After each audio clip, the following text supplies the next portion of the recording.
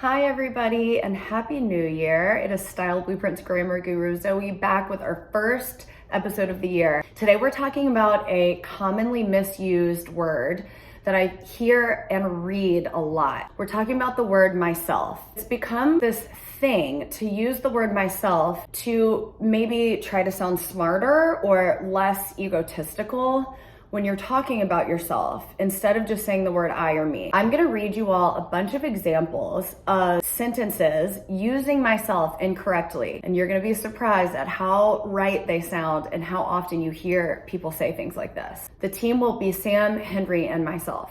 Please send the link to Chloe and myself. For procrastinators like myself, it's hard to meet deadlines. Myself or Jane will be right with you. It was myself and my colleague who pitched the winning idea. All of those sound kind of right, they're all wrong. Every one of them. Let's go back to the top. The team will be Sam, Henry, and me. If you don't know whether you should say me or I, you take the other people out, and that's gonna be your answer. So the team will be me, so it'll be the team will be Sam, Henry, and me. Please send the link to Chloe and me. Please send the link to me. Please send the link to Chloe and me.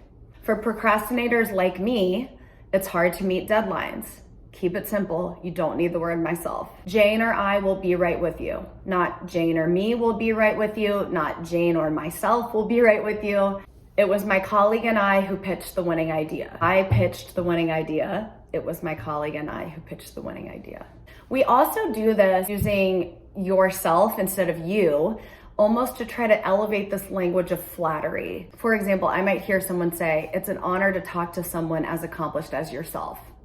Just say, "It's an honor to talk to someone as accomplished as you." There are only two instances where myself is correct. The first is as a reflexive pronoun. And all a reflexive pronoun means is that you have to have it refer back to you or the person. So for example, I hurt myself. He hurt himself. She hurt herself.